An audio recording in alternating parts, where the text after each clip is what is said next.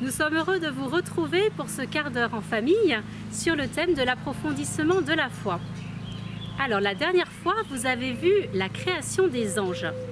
Et aujourd'hui, nous allons nous pencher sur la création de l'homme. Alors, après les anges, que s'est-il passé? Nous voici au tout début de la Bible, au livre de la Genèse, au commencement de l'histoire de l'humanité. Commençons avec la création.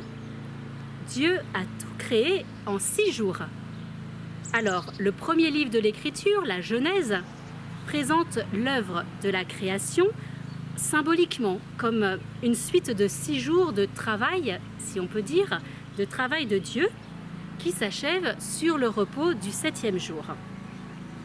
Alors, ce n'est pas 6 jours comme une semaine pour nous, mais c'est bien quand même 6 jours qui ont vu Dieu créer tout ce qui existe et que nous pouvons voir partout autour de nous. Alors, la création est l'œuvre de Dieu Trinité. Dieu crée par son Fils et dans l'Esprit Saint. Si bien qu'un père de l'Église du IIe siècle, saint Irénée, a pu dire que le Fils et l'Esprit Saint étaient comme les 2 mains du Père. Alors, comment Dieu crée-t-il? Il crée en séparant et en ordonnant. La hiérarchie des créatures est exprimée par l'ordre des 6 jours qui va du moins parfait au plus parfait. Au premier jour, Dieu crée la lumière et les ténèbres. Au deuxième jour, il crée les eaux dans le ciel et les eaux sur la terre. Au troisième jour, il crée l'herbe et les arbres. Au 4e jour, il crée la lune et les étoiles. Au 5e jour, il crée les animaux qui rampent et les animaux qui volent. Au 6e jour, il crée les animaux et enfin l'homme, homme et femme. Sachons nous émerveiller en contemplant les beautés de la nature. Le soleil qui brille, les abeilles qui butinent, les fleurs qui s'ouvrent. Tout est l'œuvre de Dieu et tout était bon quand Dieu les a créés. Et l'homme dans tout ça. Dieu ne crée pas l'homme comme il a créé le reste de la création. À chaque fois, Dieu crée par sa parole. Dieu dit que la lumière soit, et il en fut ainsi. Mais pour l'homme, on passe à un degré supérieur. Faisons l'homme à notre image comme notre ressemblance, se dit Dieu. Et il ajoute qu'il domine sur tous les animaux. Dieu lui a confié l'univers. L'homme est chargé d'offrir à Dieu toute la création. L'homme a donc une place particulière dans la création. Il est tout en haut de la pyramide. Dieu a créé l'homme et la femme, à son image et à sa ressemblance. Alors, qu'est-ce que ça veut dire à son image et à sa ressemblance? Ça veut dire que l'homme est à l'image et à la ressemblance de Dieu parce qu'il a une âme spirituelle, une âme douée d'intelligence pour connaître Dieu, de volonté pour aimer Dieu et de liberté pour l'aimer librement. Cela veut dire que l'homme est l'objet d'un amour tout particulier de la part de Dieu. Bien sûr, Dieu aime les plantes, les animaux ou le soleil, mais il ne les aime pas comme l'homme. Nous sommes les seules créatures que Dieu a créées pour nous-mêmes et non pour servir à autrui. Et il nous a créés par pur amour gratuit. Imaginez donc un peu, Dieu nous a créés parce qu'il nous aime. Je suis, vous êtes, nous sommes tous aimés de Dieu. Et quand il nous a créés, il a dit que cela était très bon. Pas seulement bon, mais très bon. Le prophète Isaïe le disait déjà quand il affirmait « Dieu a dit, tu as du prix à mes yeux et je t'aime ». Alors il y a un autre saint qui a dit cela, Saint Jean Chrysostome.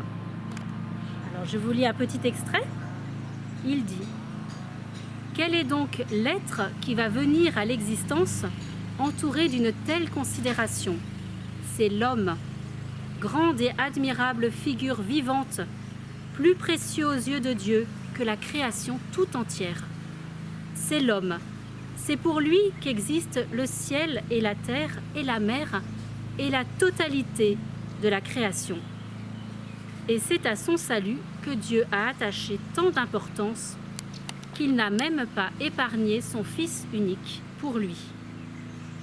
Car Dieu n'a eu de cesse de tout mettre en œuvre pour faire monter l'homme jusqu'à lui et le faire asseoir à sa droite. C'est ainsi que grâce à cet unique couple d'origine, Adam et Ève, que tout le genre humain forme une unité. Cela nous assure que tous les hommes sont vraiment frères. Mais il y a plus beau, encore plus beau.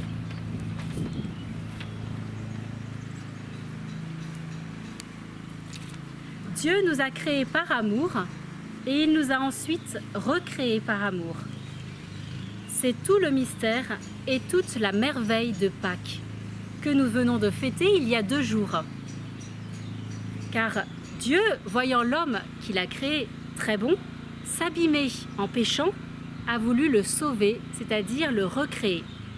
Et Jésus, le Fils de Dieu, deuxième personne de la Trinité, s'est fait chair et est mort sur la croix dans d'atroces souffrances pour notre salut. Quel amour immense Dieu a pour nous. Quel Dieu irait se faire homme, souffrir et mourir pour des hommes pécheurs. Il faut vraiment, oui, que nous ayons du prix aux yeux de Dieu et qu'il nous aime infiniment plus que nous ne pouvons l'imaginer.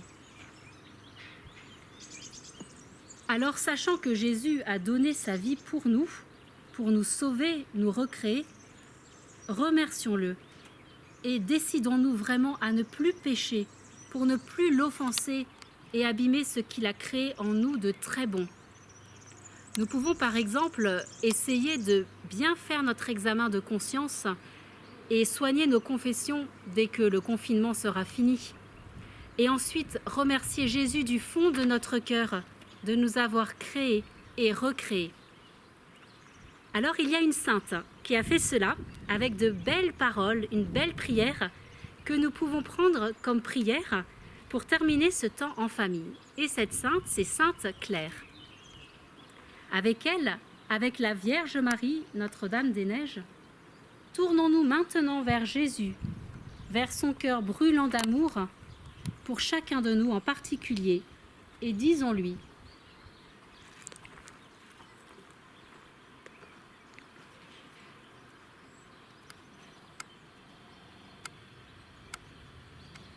Va tranquille et en paix, ô mon âme bénie, car tu as un bon guide sur la route. Pars sans crainte, car celui qui t'a créé t'a aussi sanctifié. Il t'aime d'un tendre amour, comme une mère aime ses enfants. Et toi, Seigneur, sois béni de m'avoir créé.